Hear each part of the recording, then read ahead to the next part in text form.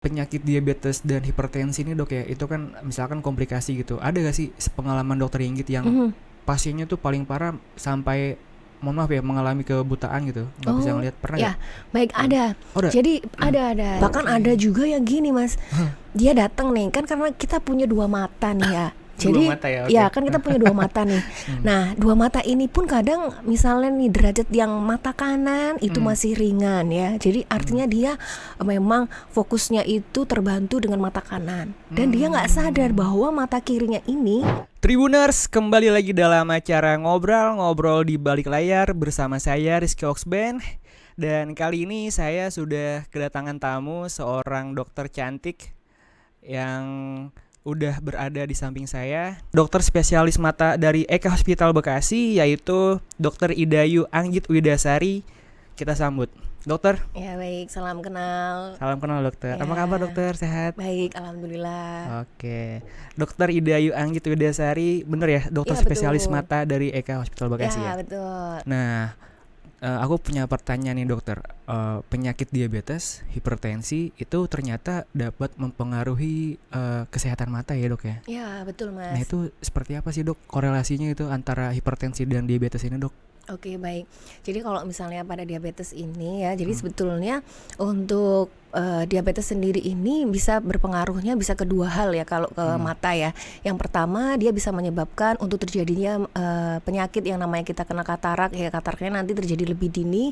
Karena apa? Kalau pada katarak sendiri ini kan dia untuk faktor risikonya itu biasanya mulai dari usia 45 tahun ke atas. Nah, cuman kalau memang dia ada penyakit penyerta adanya diabetes nih, dia akan terjadi lebih dini. Artinya 10-45 kalau memang sudah terkena diabetes juga bisa terjadi adanya katarak nih gitu. Kemudian yang kedua, dia bisa diserang juga ke bagian retina. Retina itu adalah lapisan di bagian saraf mata ya. Nah, di sana itu dia ada pembuluh darahnya ya. Di sana nanti yang akan mengalami kelainan itu berada di retina. Nah, kemudian untuk hipertensi sendiri itu juga bisa menyebabkan salah satu faktor risiko untuk memperburuk kondisi dari si diabetesnya ini sendiri juga nih gitu. Nah kalau si hipertensi itu yang terganggu nanti juga di bagian retina, di lapisan retinanya itu gitu. Adanya diabetes kemudian ditambah lagi hipertensi, nah itu akan memperburuk kondisinya gitu. Nah makanya tadi kalau hipertensi sendiri ini juga bisa menyebabkan si tekanan bola matanya juga tinggi juga bisa Oh gitu. gitu, iya. Oke. Nah, kalau dari yang kasus paling banyak nih yang selama dokter Inggit tangani gitu, eh, yang paling banyak antara diabetes dan hipertensi ini gangguan matanya tuh variasi penyakitnya seperti apa dok bentuknya gitu? Oh Yang baik. kelihatan oleh kasat mata aja kita gitu. Oke siap, baik. Jadi keluhan, jadi yang paling sering itu adalah semua keluhan yang terjadi ada kelainan yang komplikasi karena diabetes maupun hipertensi ya. Itu keluhan pertama itu pasti pandangannya buram. Cuman ini kadang beberapa pasien itu disalahartikannya gini, pasti ini nanti akan bisa membaik nih dengan alat bantuan kacamata gitu. Nah padahal ternyata dia pas udah misalnya nih udah pergi periksa mata ya, misalnya dia pergi ke optik aja nih gitu kan, terus habis itu dilihat, oh ini kok ternyata udah pakai kacamata tapi kok nggak membantu ya gitu. Nah pas itu kan akhirnya dia sadar nih, waduh pasti disaranin nih ketemu ke dokter mata dulu nih mas gitu. Nah udah nih setelah kita nyampe terus habis itu kita periksa, ternyata oh ini ada masalah, ternyata ada kataraknya mungkin atau juga ada kelainan pada retinanya itu gitu. Artinya keluhan pandangan buram ini tidak semuanya itu bisa diselesaikan dengan bantuan kacamata Oh, jadi gitu. jangan terlalu menggampangkan mata buram ya dok Ya ya? betul, itu Oke. kuncinya. Jadi makanya harus kita aware kalau misalnya pandangan buram, ya udah lebih baik kita periksa. Alangkah baiknya kita screening ya, deteksi awal. Jadi apalagi udah punya faktor risiko adanya diabetes, kemudian hipertensi, apalagi ditambah lagi kalau dia ada gangguan kolesterol ya, kolesterolnya tinggi Oh, kolesterol gitu. juga ngaruh. Iya, sangat berpengaruh gitu ceritanya. Berarti mesti kurang-kurangin makanan-makanan yang berminyak ya? Iya betul, itu Oke. makanya dietnya juga harus bagus juga ya. Jadi Oke. kalau memang sudah diabetes, alangkah baiknya sih memang sudah terdiagnosis diabetes nih dari awal ya kan. Soalnya kan diabetes sendiri kan ada 2 macam ya, ada tipe 1, ada tipe 2. Nah, makanya kalau misalnya dia memang sudah terdiagnosis diabetes, udah pengobatan juga ya alhamdulillah, kemudian sudah mulai diet makanannya juga udah mulai diatur. Nah, itu alangkah baiknya screening untuk si diabetik retinopati ini gitu. Kalau dari penyakit diabetes dan hipertensi ini dok ya, itu kan misalkan komplikasi gitu, ada gak sih pengalaman dokter Inggit yang pasiennya tuh paling parah sampai mohon maaf ya mengalami kebutaan gitu, nggak bisa ngelihat, pernah ya? gak? Baik, ada. Ada? Jadi ada. Jadi gini, kalau untuk kita ngomongin untuk derajatnya sendiri ya, si diabetik retinopati sendiri ini dia ada untuk secara intinya itu ada yang non proliferatif diabetik retinopati sama satunya lagi proliferatif diabetik retinopati. Nah, itu juga akan menentukan untuk prognosisnya. Artinya untuk kalau misalnya nih dia tahapan kalau misalnya masih di non proliferatif diabetik retinopati sendiri ya, itu kan ada 3 derajat ya. Ada yang ringan, kemudian sedang, ada yang berat. Nah, kalau dia masih yang di tahap yang ringan dan sedang, itu untuk penanganannya sendiri itu bisa untuk modifikasi gaya hidup dulu. Artinya dengan cara apa? Kontrol gula darahnya, kemudian untuk diet makanannya, kemudian minumannya juga ya termasuk ya, kemudian sama untuk terapinya juga harus teratur, dan jangan lupa untuk olahraga itu. Nah, kemudian kalau misalnya derajatnya sudah yang non proliferatif diabetik retinopati yang berat atau sudah yang proliferatif diabetik retinopati ya, yang mana dia sudah mulai muncul di bagian retinanya itu ada pembuluh darah yang liar yang tidak semestinya ada di situ di bagian retina itu. Nah, itu sangat mengancam penglihatan. Mengancam penglihatannya sampai apa ya? Sampai kebutaan gitu. Nah, makanya harus lebih teman-teman nanti di sini harus lebih awarenya di situ ya. Makanya deteksi awal ini sangat penting. Jadi artinya kalau memang kita ketahui pas dari awal masih derajat ringan ya alhamdulillah, berarti tinggal kita perketat semuanya itu tadi ya, modifikasi kayak hidup tadi sama obat gitu. Tapi kalau emang sudah yang derajatnya yang sudah yang berat sama yang proliferatif diabetik retinopati tadi, berarti butuh penanganan gitu. Nah, penanganan sendiri ini Mas, dia itu bukan untuk mengembalikan pandangan yang buram bisa jadi lebih jelas lagi. Itu enggak. Tapi adalah untuk mencegah supaya dia itu tidak terjadi kebutaan. Apa yang masih ada di dia untuk fungsi penglihatannya itu misalnya ya hanya bisa mampu di jarak 6 meter saja nih melihatnya. Nah, itu dipertahankan, jangan sampai dia itu malah jadi hanya bisa di 3 meter atau bahkan bisa gelap itu. Dok, mayoritas tuh yang mengidap diabetes dan hipertensi itu usianya tuh di range berapa tuh? Baik. Mayoritas. Ya, jadi kalau menurut saya ya itu memang sudah mulai bergeser juga ya. Mulai dari 30 itu rata-rata juga yang saya temukan itu juga banyak yang sudah terjadi adanya diabetes dan bahkan ada yang mengalami komplikasi ke bagian retinanya. Usia 30 tuh ya? Ya, kemarin terakhir itu saya ketemu di usia 35. Kebetulan masih muda banget gitu. Iya, dan itu pun waktu ketemu derajatnya sudah yang derajat berat. Dan memang sudah butuh untuk penanganannya sendiri itu ya tergantung dengan lokasi dari kelainannya di retinanya itu di mananya gitu. Ada lokasinya tuh ya? Iya, betul. Jadi di retina itu kita namanya makula. Ya, makula itu adalah si pusat penglihatan kita. Nah, makanya kalau sudah terkena ke makula otomatis untuk prognosisnya ya, prognosis itu adalah ke depannya itu memang lebih berat ya, artinya untuk kembali lagi dan lebih semula itu susah banget gitu. Kembali dalam semula itu artinya derajatnya itu udah berat ya, sudah segitu gitu. Sulit ya untuk mengembalikan ke sebelumnya gitu ya. Iya, gitu. Makanya butuh tindakan seperti misalnya suntik Avastin ya, anti VEGF gitu. Kalau sudah mengenai ke makula gitu. Tapi kalau misalnya belum sampai ke pusat penglihatan, tindakannya itu paling cukup laser untuk yang derajat yang tadi ya proliferatif maupun yang non proliferatif diabetik retinopati yang severe. Tapi kalau misalnya yang derajat yang proliferatif juga itu juga ada penanganannya sampai ke operasi Mas gitu. Tapi tujuannya sama ya, untuk terapi yang ada pada kasus diabetik retinopati ini tujuannya itu tadi untuk menjaga supaya penglihatan tidak semakin buram gitu. Oke. Dokter Inggit, ini Hmm. penyakit diabetes dengan penyakit hipertensi ya? Ya betul. Apakah kedua penyakit ini memiliki gangguan penglihatan yang sama atau berbeda, Dok? Oke, untuk penglihatannya tadi ya sama sebetulnya untuk keluhan di pasien itu pasti pandangannya akan buram gitu. Kemudian untuk yang kedua, kalau yang derajat berat tadi sama hipertensi sendiri juga bisa menyebabkan tekanan bola mata tuh naik. Jadi Oke. keluhannya apa? Jadi kayak pegel gitu keluhannya. Dok, ini mata saya tuh kok sering ini ya pegel. Terus nanti kalau udah tekanan bola matanya sangat tinggi nih, jadi sampai matanya itu bikin merah gitu. Oh gitu. Jadi nanti dia kayak terlihat silau sekali nih dok kalau misalnya lihat cahaya gitu. Nah pas kita periksa ternyata memang sudah ada itu tadi peningkatan tekanan bola mata. Nah itu sendiri tergantung dengan etiologinya masing-masing ya, penyebabnya ya. Kalau misalnya untuk yang diabetik retinopati ini memang bisa menyebabkan sampai glaukoma sekunder gitu. Tapi kalau yang hipertensi juga bisa menyebabkan tekanan bola matanya tinggi juga bisa gitu. Dokter, aku penasaran jadinya nih. Tadi kan kita singgung kalau mata kita buram, Ya. itu jangan langsung ke dokter mata terus kelar gitu kan?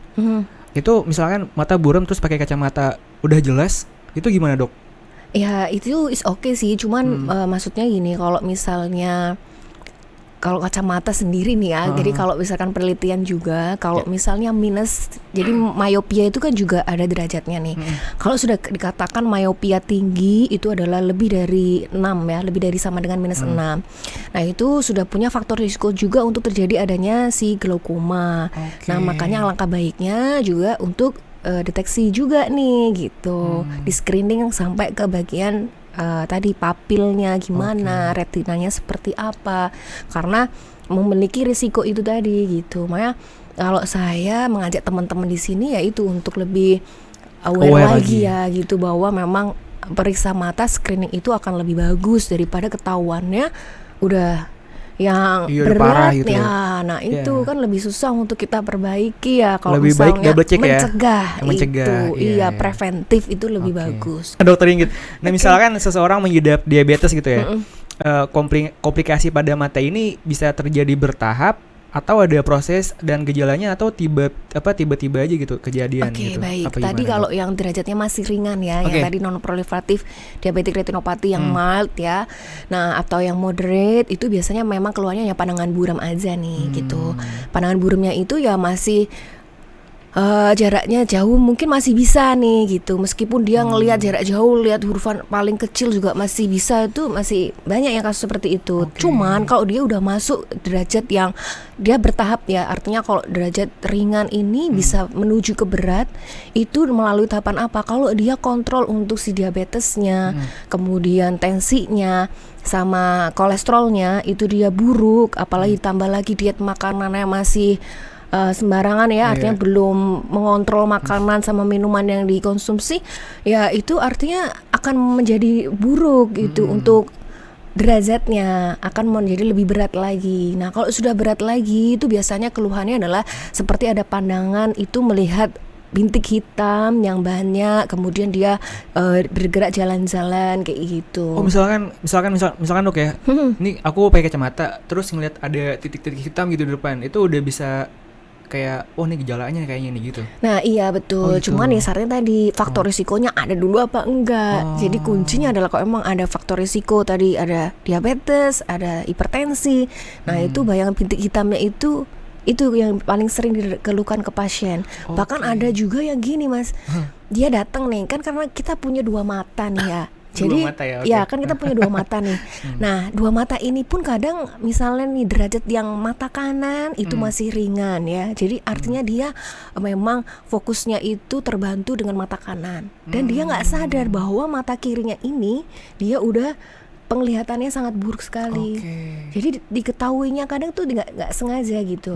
Jadi tiba-tiba, dok iya dok kemarin itu saya waktu itu lagi kucek-kucek mata, habis itu saya ngelihat ini dok mata saya kok burem ya gitu. Nah itu gimana ya dok ya? Oh berarti ini bapak atau ibu itu memang baru tahu ya bahwa mata yang sebelah kiri ini memang pandangan buremnya itu kemungkinan udah lama. Oke. Tapi bapak dan ibu baru sadar sekarang ketika nggak disadarin tadi pas kucek mata, satu mata ditutup, loh yang kiri ternyata udah burem gitu. Nah padahal sudah ada komplikasi tadi diabetik retinopati yang derajat berat. Artinya walaupun satu orang kondisi dua matanya itu derajatnya bisa berbeda gitu loh mas, antara mata kanan dan kirinya gitu. Oke, teman-teman Tribuners, jadi misalkan teman-teman tiba-tiba ngelihat ada bintik hitam, itu bukan ini ya makhluk astral ya, tapi Bukan. itu, Aduh. tapi itu suatu gejala yang bisa dibilang katarak bukan dok? Kalau katarak itu dia lebih Beda. ke silau ya, Oh, pandangan gitu. buram dan silau ya, Bukan bintik glare hitam? gitu. Bukan. Kalau bintik hitam itu lebih ke retinanya gitu. Oke. Biasanya terganggu di bagian retina atau ke bagian vitreous body-nya gitu yang Oke. ada kelainan gitu. Makanya butuh diperiksa gitu. Nah itu katarak itu ada ini gak kayak variasinya kayak macam-macamnya gitu dok? Apa katarak aja gitu? Apa ada lagi? Oh baik, katarak sendiri itu macamnya banyak ya. Ada yang katarak memang katarak senilis, itu memang karena faktor usia yang tadi mulai dari atas 45, 50 itu punya faktor risiko untuk jadinya katarak senilis itu tadi. Kemudian bisa juga ada katarak karena infeksi. Misalnya sering mata merah nih dok, tapi nggak pernah diperiksain. Akhirnya apa menyebabkan si kataraknya ini si radang pada mata ini menyebabkan katarak lebih dini. Jadi ada juga nih pasien yang masih muda ya, itu dia untuk mengalami kataraknya cuma satu mata. Nah ketika kita sebelah gali, doang. betul. Oke. Jadi satunya masih bagus ya, sempurna ya. Tinggal satunya ini memang dia iya dok, memang waktu itu sering merah matanya. Nah itu, nah jadi menyebabkan katarak juga. Bisa juga karena trauma nih. Habis itu misalnya habis kebentur atau apa gitu ya, kena ke mata. Nah itu bisa kita kenal namanya katarak traumatika. Oh, gitu. Itu juga ada gitu. Terus ada juga yang terakhir tuh ini ada katarak sekunder. Nah katarak Oke. sekunder itu terjadi kalau misalnya sudah pernah operasi katarak si pasien ini, kemudian waktu itu setelah operasi pandangannya bagus ya kan, terus habis itu setelah berjalannya waktu makin lama, misalnya katakanlah 6 bulan atau 1 tahun, 2 tahun berikutnya dia keluhannya pandangan buram lagi. Oke. Dia juga nanya lagi, lah dok kok saya tuh sudah operasi tapi kok sekarang buram lagi ya dok, kenapa gitu. Nah ketika kita periksa ternyata memang sudah ada namanya katarak sekunder atau PCO, yaitu posterior capsule opacification, yaitu adalah di bagian lensa yang bagian belakang itu kan jadi kalau kita waktu operasi ya itu kita pasang lensa lagi nih ya, jadi pembersihan untuk kataraknya dulu ya kan. Habis itu kalau memang untuk seperti bag ya, jadi kayak punya cawan lah si lensa itu. Jadi ada pembungkusnya si kapsulnya itu. Nah kapsulnya kan masih utuh nih dia yang bagian belakang. Nah habis itu dipasang lensa. Nah si kapsul belakangnya ini dia yang mengalami kekeruhan. Nah makanya itu yang kita kenal tadi katarak sekunder. Gitu. Nah kalau penyebab katarak sendiri itu apa dok biasanya dok? Oke iya, tadi berarti katarak ada tadi karena faktor usia. Faktor usia. Karena trauma tadi. Kalau ngucek-ngucek mata radang. gitu? Oh enggak sih kalau ucek mata, iya cuman kalau ucek mata juga harus lebih aware lagi ya kalau emang sering. Nah yang kita khawatirkan apa mungkin ada reaksi alergi ya, artinya yang tidak disadari. Artinya misalnya tiap hari kucek-kucek mata terus, nah itu juga perlu harus diperiksa. Kenapa? Harus butuh terapi juga. Oh gitu. Iya, karena kalau kucek mata terus ya itu akan menyebabkan kita punya namanya kornea. Kornea itu penutup ya yang bagian hitam itu lingkaran. Jadi di situ kornea kalau misalnya kita kucek-kucek terus, nah itu akan apa? Mengalami pengerucutan. Harusnya kornea itu bentuknya seperti diameter setengah bola. Tapi kalau misalnya dikucek-kucek terus, jadi kan kayak orang ngamplas ya, ngamplas. Nah, akhirnya apa? Jadi terbentuk namanya keratokonus kayak gitu. Namanya kalau intinya kalau misalnya ada apa-apa dengan mata ya sebaiknya untuk periksa ke mata gitu, lebih dini gitu. Betul. Karena apa bisa nyebabin itu di silinder salah satunya. Misalnya pas dicek, oh ternyata silindernya lumayan nih gitu. Ternyata ada riwayat sering kucek-kucek mata gitu. Sekali lagi mesti double check ya dok ya. Iya pokoknya itu kalau saran saya ya lebih usaha untuk preventif ya.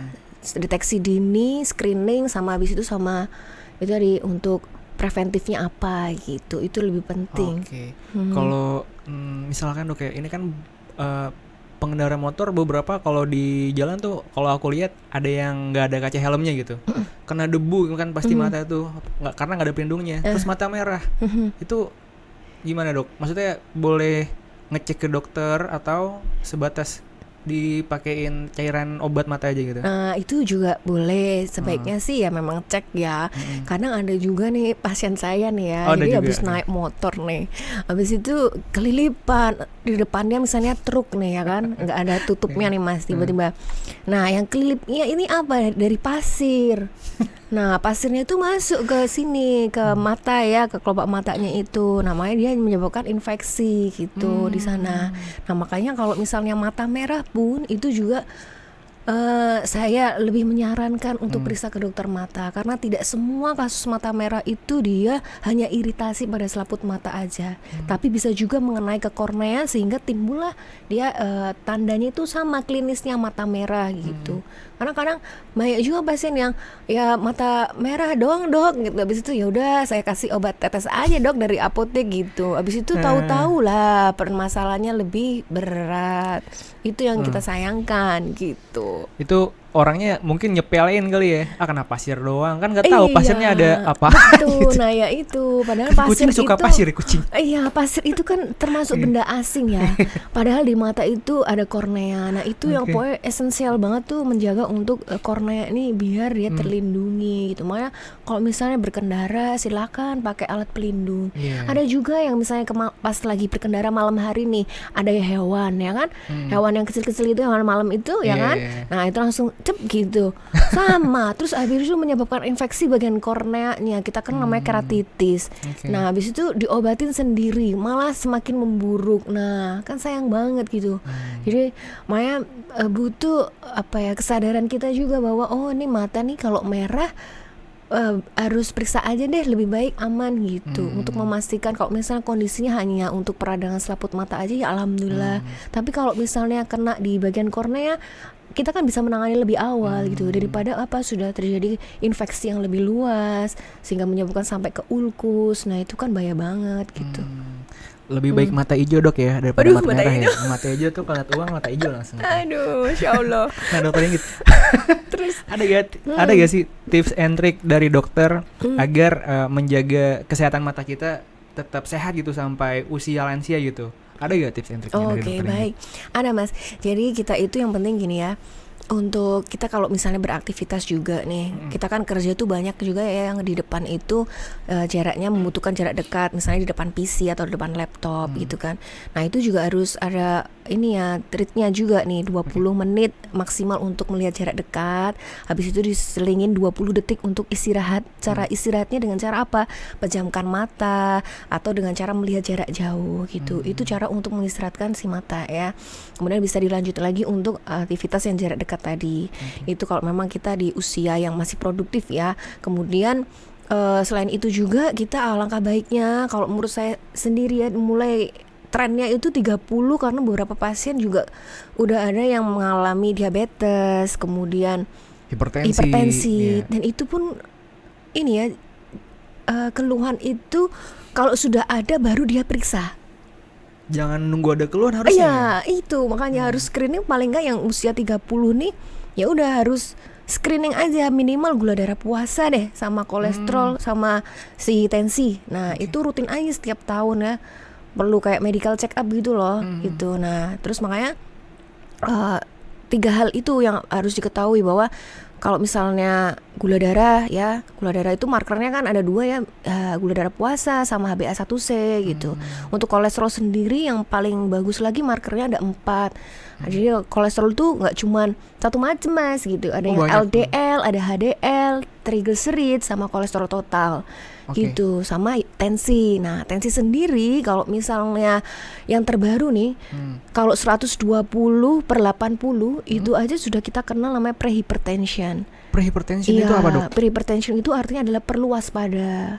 Jadi idealnya kalau yang paling bagus itu 110/80 70 Oke. gitu ya, paling bagusnya idealnya. Tapi kalau udah 120/80 itu waspada. Dengan cara apa? Modifikasi gaya hidup, banyak olahraga kayak gitu. Minum air putih ya, Dok, ya? Terus ya minum itu juga harus pilih-pilih Penting ya, ya. karena juga ke minuman yang kemasan itu juga harus lebih bijaksana juga ya. Kita harus melihat komposisinya juga gitu. Iya. Karena sering kita melihat sekarang tuh trennya udah bergeser. Kalau zaman dulu mungkin kena diabetes tuh baru usia 50 kayak gitu. Tapi sekarang 30 pun juga udah banyak, bahkan anak-anak pun juga ada gitu. Oke, nah ini menarik, Dok. Ini kan ini ngomongin tren ya. Tren Oke, sekarang siap. tuh tren coffee shop ya kan. Mm. Nah itu kan kopi bikin melek mata ya. Iya. Kadang susah tidur Mhm. gitu. Nah itu bagus gak untuk orang-orang yang katarak gitu? Oh, kalau katarak sih Atau yang oke merah. sih ya. It's okay. Cuman gini, kalau coffee shop jadi kalau minum kopi itu pun juga kita harus melihat nih Mas, untuk indeks gulanya itu berapa. Oke. Misal pun ya nggak cuman coffee shop ya, kan banyak juga minuman kopi yang kemasan dalam bentuk apa, misalnya saset atau botol. Nah itu saya lebih ini ya, untuk aware lagi lah. Pokoknya apa yang kita konsumsi kita lihat dulu untuk komposisinya itu berapa persen gulanya, berapa Oke. gram, itu yang harus kita lihat. Kalau memang sudah tinggi ya udah berarti cukup ngopinya 1 kali aja gitu misalnya. Terus nanti untuk makanannya itu juga harus, ya udah berarti ini aku udah minuman manis nih gitu kan, berarti makanannya jangan yang manis lagi. Misalnya makanan dessert itu kan manis semua ya. Iya. Nah makanya kita harus pilih-pilih gitu loh. Jadi untuk lebih sadar sejak dini lah gitu. Kalau bisa malah diajarkan ke anaknya juga, karena Iya. anak-anak juga sekarang ada yang diabetes juga banyak gitu. Iya lagi, Dok. Terus kalau untuk minum kopi ya itu juga harus ada penelitian juga sih sebetulnya ya. Kalau misalnya kopi itu pun juga bisa meningkatkan resiko untuk peningkatan tekanan bola mata. Oke. Nah tapi kan nggak semua orang nih. Nah makanya memang itu tadi kembali lagi perlu pemeriksaan lebih dini. Ya screening lah gitu. Oke, Dok, sorry, Dok. Main-main lah ke rumah sakit gitu. Tapi niatnya bukan untuk berobat, tapi untuk screening. Screening. Ingin hidup sehat gitu. Oke, Jadi kita harus apa ya, bahwa rumah sakit itu bukan untuk tempat berobat orang sakit doang gitu loh, tapi bisa juga untuk screening gitu loh. Oh aku ini Screening. sehat, tapi aku ingin meyakinkan lagi bahwa aku tuh sehat beneran nggak sih gitu, karena aku nggak ada keluhan gitu. Oke. Karena rata-rata kalau udah periksa itu pasti udah ada keluhan dulu Mas. Makanya kayak mata udah ada pandangan burem, habis itu misalnya ke optik, tetap aja dok nggak bisa dok, gimana ya dok, nah baru periksa kayak gitu. Nah tahu-tahu udah ada katarak atau udah ada kelainan ke retinanya atau malah ke glaukoma gitu kan. Oke, jadi ini Eka Hospital Bekasi bisa jadi tempat konsultasi ya, Iya bisa, tempat sangat curhat, bisa. Iya kan? boleh. Tempat apa lagi, Dok? Tempat bercanda. Tempat bercanda. Iya, untuk menaikkan mood boosternya Ah, ya. itu penting. Itu. Nah, kalau Dokter Inggit di Eka Hospital Bekasi, tugasnya piketnya di hari apa dan jam berapa ya, Dok? Oh biasanya? baik, kalau saya di hari Rabu ya, Rabu pagi dari jam 7:30 sampai jam 9. Oke. Terus kalau hari Jumat itu mulai dari jam 1 siang sampai jam 5:30 sore. Kalau hari Sabtunya itu di jam 5 sore sampai 9 malam. Oke. Jadi malam minggunya bersama saya. Ai. Pastinya cowok-cowok semua ntar nih. Oh iya, tidak dong. Cowok semua mengantarkan istrinya, Oh, iya. mengantarkan anaknya. Oke. Iya, Dilurusin. begitu. Dok, balik lagi ke kopi nih, Dok ya. Oke. Kalau dokter sendiri, sorry Dok ya, ini secara personal dokter ngopi gak? Saya ngopi Oke, ya. pakai gula? Enggak sih. Americano Saya lebih, ya americano Pahit ya? atau yang Sama ya? ini ya misalnya Espresso apa? gitu. Ya espresso Ya, ya. gitu aja. Karena kita harus itu sih bijaksana untuk gula Iya. ya. Soalnya kita ya mau siapa lagi kalau bukan kita gitu loh, Iya Mas. lagi. Ada lagi ya, Dok, kira-kira Oh ya, tips and triknya? tips teknya tadi ya. Iya, tadi udah apa aja sih? Pola Tadi makan, untuk modifikasi gaya hidup. modifikasi ya? gaya hidup tadi kan untuk cek ya, cek tadi ya ada kolesterol, hipertensi apa enggak, diabetes apa enggak ya. Itu Ya. untuk medical check up ya, minimal ya paling di usia 30 tadi ya saya sarankan. Terus kemudian tadi untuk misalnya berkendara ya kan, Iya. pakai helm Pakai gitu kan, kaca pakai yang ada kacamata pelindungnya. pelindung Ya. biar nggak kelilipan ya kan, untuk menyayangi kornea kita Ya. ya kan. Habis itu apalagi nih, ini kalau misalnya emang udah ya paling itu aja ya. Iya, mungkin sama jangan begadang kali ya, ngaruh juga gak, Dok? Kalau Pola tidur. bergadang ya, kalau misalnya tidur sendiri sih emang efektifnya ya minimal itu per hari 6 jam sih Mas. gitu. Oh, bukan 8 jam. 6 sampai 8 jam Oh, minimal, minimal. 6 Oke. gitu. Tapi memang sih kalau ini balik lagi jam tidur ya, Dok ya. Misalnya Hmm. nih saya pernah nih tidur jam di bawah jam 10. Itu bangun kan jam 5 pagi. Itu enak banget sih, badan seger, mata juga enak. Nah, tapi ketika tidur di atas jam 12, tetap durasinya 6 sampai 8 jam. Tapi rasanya beda gitu. Iya. Itu kenapa ya, Dok ya? Ya itu kan ada speed time-nya ya Oh, juga gitu. ya. Makanya kalau bisa itu jam tidur pun juga harus ada waktu tepatnya gitu loh. Ya tapi kecuali kalau ada tuntutan pekerjaan itu lain cerita ya. Iya lagi kalau kerjaan lagi ya, Dok ya. Iya betul. Oh ya sama ini sebetulnya ada Apa kita tuh? kenal namanya dry eye atau mata kering. Oke. Nah resikonya itu salah satunya adalah paparan dari sinar matahari yang pertama. Kemudian yang kedua AC. AC. Iya. Karena kalau misalnya kita terlalu lama di tempat yang ruangan ber-AC pun itu juga sebagai paparan faktor lingkungan ya. Oh, bisa juga. Iya bisa juga gitu. Berapa lama durasinya harusnya baiknya di bawah Nah AC? kalau misalnya AC sih ya kita lebih bijaksana aja ya. Misalnya kita pakainya itu misalnya pagi itu berarti karena masih dingin ya udah matiin aja. Begitu bangun tidur langsung matiin aja Oke. gitu. Kecuali kalau di tempat pekerjaan ya kalau bisa menghindari dari AC sentralnya atau langsung berada di bawahnya gitu. Oke. Jadi kalau bisa ya agak bergeser lah dari tempat AC-nya itu gitu. Terus sama ini yang terpenting, ini yang mau Apa tuh? saya kampanyekan Apa bahwa tuh? merokok. Oh. Nah, perokok ini dia itu bisa menyebabkan untuk terjadi adanya katarak lebih dini juga. Itu Oke. sudah ada penelitiannya.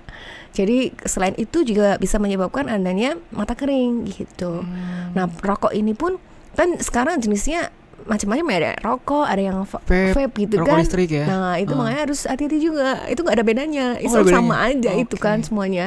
Makanya harus hati-hati juga itu karena bisa menyebabkan tadi mata kering, katarak lebih dini juga gitu. Itu mau saya kampanyekan di sini juga nih. Misalkan saya bukan perokok gitu ya. Oke. Terus nongkrong nih sama teman-teman yang ada yang rokok, ada yang vaping gitu kan. Nah, itu dihindarin. Oh, sekarang jatuhnya jadi ini ya, pasif ya? Iya, Itu pasif. katanya lebih parah daripada Iya yang betul. aktif. Selain jadi selain ke paru-paru ya, ke mata pun juga ngefek gitu. Makanya gitu. tuh harus tadi berarti rokok ya kan udah sama ini olahraga. Olahraga Nah, yang berarti penting. ini kita harus ini juga melatih kalau bisa anak-anak kita tuh harus suka untuk olahraga. Karena apa? Untuk berdasarkan penelitian ya, untuk outdoor activity ini dia memang mampu untuk menyebabkan ini ya apa namanya resiko untuk miopianya itu kecil Oke. gitu. Makanya kalau dilihat juga kan trennya itu kan ini ya apa namanya kalau zaman dulu itu jarang banget ya yang pakai kacamata ya. Iya lagi. Itu kalau zaman Orang-orang sekarang zaman dulu ya. kalau zaman sekarang udah banyak, bahkan anak yang duduk di SD pun ya pasti di satu kelas itu pasti ada yang udah pakai Zamannya kacamata. lagi kayak zamannya kayak Ya, sekarang iya, kan karena- handphone, gadget gitu-gitu kan Ya udah. iya betul. Nah, itu tapi kan kita harus bijaksana juga Iya ya. sih, Bukan diwaktuin berarti ya. gadget itu buruk kan enggak. Iya, enggak Bahkan juga. gadget itu juga bisa membantu kita untuk mendapatkan informasi Iya, lebih banyak. pengetahuan. Iya betul. ya. Jadi kita lebih bijaksana aja penggunaannya. Oke. Kayak gitu. Ya pokoknya kalau bisa jangan sering-sering, udah itu aja sih. Dibatasin ya, Iya. secukupnya lah ya, Ya Dok, pokoknya intinya kuncinya adalah tadi 20 menit untuk melihat jarak dekat, diselingi untuk 20 detik ini. Cuman kan kalau anak-anak susah juga untuk kontrol ya berapa Iya. menit ya. Kadang orang dewasa juga susah, nggak di timer juga ya kan. Iya, Susahnya betul. makanya harus dibiasain juga. Terus kalau kita ngomongin juga ini Mas untuk treatment yang tadi ya. Kalau yang tadi kan pokoknya kalau yang diabetik sudah terjadi komplikasi diabetes ke retina yang kita kenal diabetik retinopati, kemudian untuk yang hipertensi yang kita kenal namanya ini retinopati hipertensi ya. Jadi pokoknya penanganannya dua hal itu memang apabila ada tindakan ya, tindakan tadi misalnya ada kayak yang diabetes retinopati itu kan bisa terapinya ada laser atau suntik anti VEGF atau tindakan untuk operasi ya kan. Nah, itu kan intinya adalah menjaga supaya tidak semakin memburuk ya Oke. kan. Nah, itu terus kemudian kalau yang katarak sekunder tadi itu bisa juga dilakukan laser Mas gitu. Jadi lasernya ini juga untuk membantu membersihkan si yang tadi mengalami kekeruhan ya. Jadi bukan Oke. operasi lagi Mas kalau katarak sekunder itu. Laser ya. Ya, jadi di laser, jadi di sistemnya kayak dibersihin gitu. Jadi pakai sinar, terus habis itu kita bentuk kayak lingkaran gitu ya Di matanya tuh, di Dok ya. mata yang di bagian kapsulnya tadi kan berarti ada ini nih lensa yang kita pasang ya kan, Oke. pas waktu di operasi pertama. Nah di situ kan masih ada kapsulnya nih, kapsul posteriornya yang mengalami kekeruhan. Nah si kapsul posterior ini kan karena keruh makanya dibersihin gitu. Nah itu tindakannya dengan cara laser, dan itu dia nggak sakit, waktunya singkat, dan kemudian untuk komplikasinya juga dia sangat minimal ya gitu. Ya insya Allah sih kalau berdasarkan penelitian cukup tindakan laser itu 1 kali aja. Jarang yang membutuhkan 2 kali tindakan laser pada katarak sekunder itu. Jarang gitu. tapi ada ya dok ya? Ada, tapi kan jarang sekali, minim sekali lah persentasenya gitu. Itu sih maksudnya dengar kata laser tadi aku pengen juga sakit ya dok, ternyata enggak ya. Enggak, kan kita juga ada ininya, ada terapi untuk pembiusan lokalnya lah. Pembiusan gitu. lokal. Ya, setiap tindakan pasti ada pembiusan lokalnya gitu. Oke. Jadi harus juga dibedain nih, bukan berarti kalau udah dibius tuh nggak kerasa, bukan. Kalau tindakan mata itu hampir, kalau misalnya operasi katarak maupun tindakan laser tadi ya, itu kondisinya masih sadar, jadi lokal anestesi aja.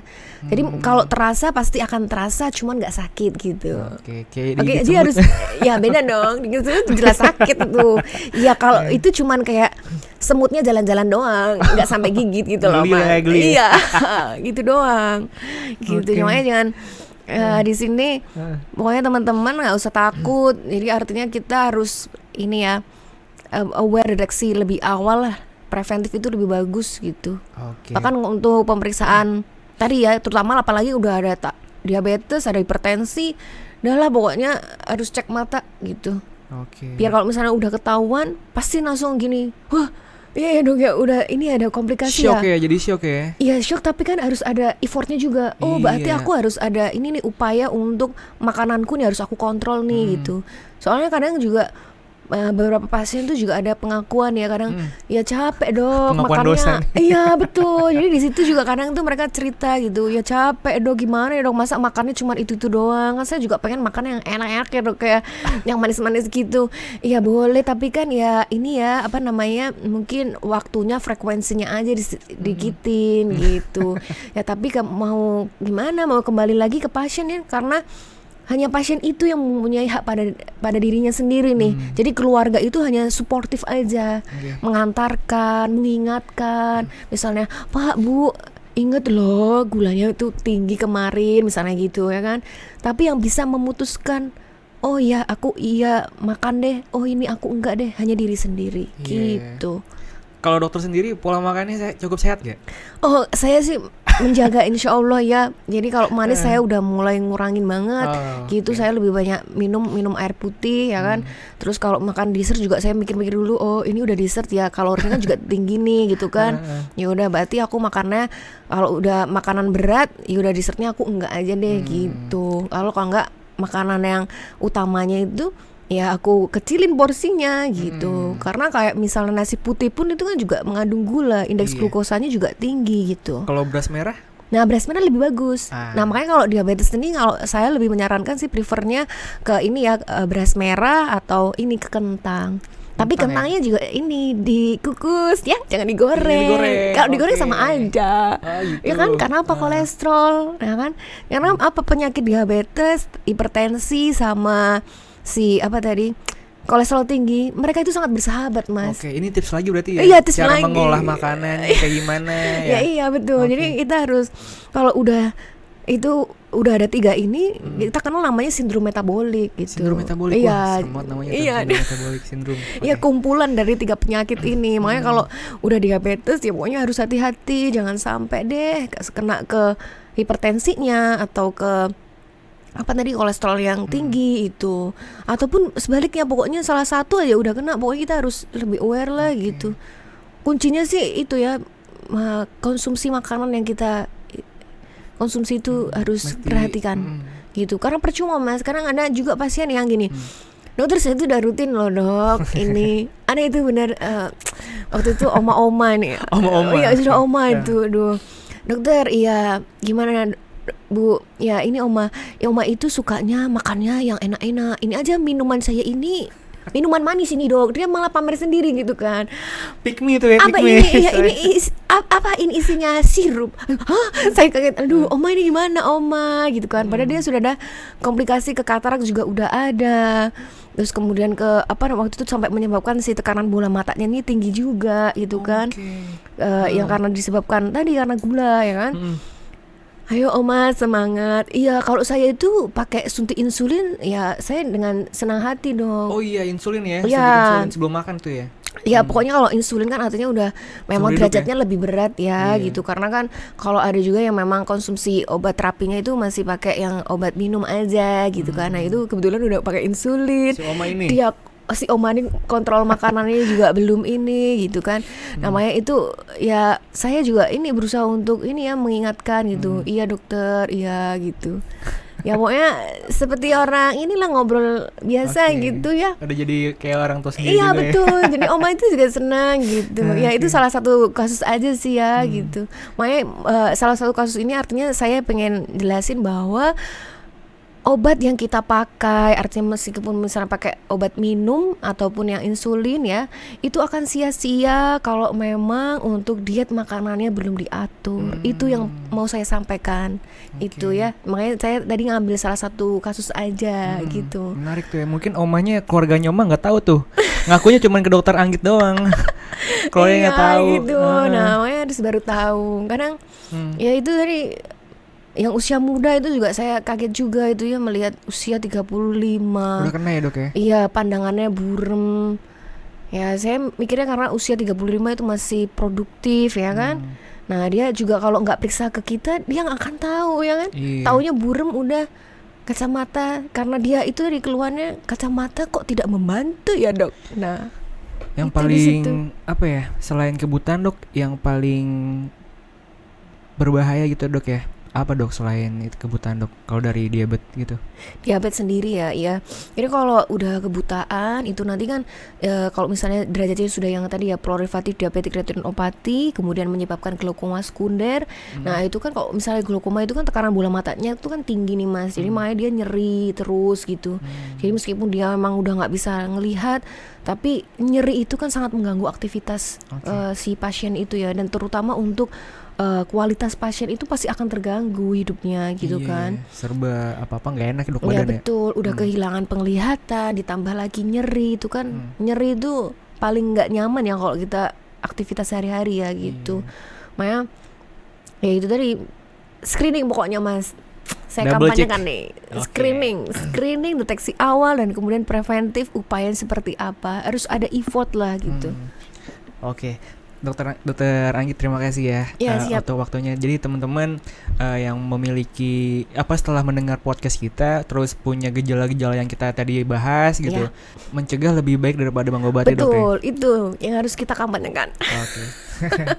Tribuners, itulah pembicaraan dan obrolan saya bersama dokter spesialis mata dari EK Hospital Bekasi, Dr. Ida Yu Anggit Widasari. Terima kasih dokter atas waktunya. Ya baik, terima kasih Sampai ketemu sama-sama. lagi dokter ya. Ya. Sampai ketemu lagi di lain kesempatan. Saya Rizky Oxben dan Dr. Ida Yu Anggit Widasari. Kami pamit undur diri. Sampai jumpa. Sampai jumpa.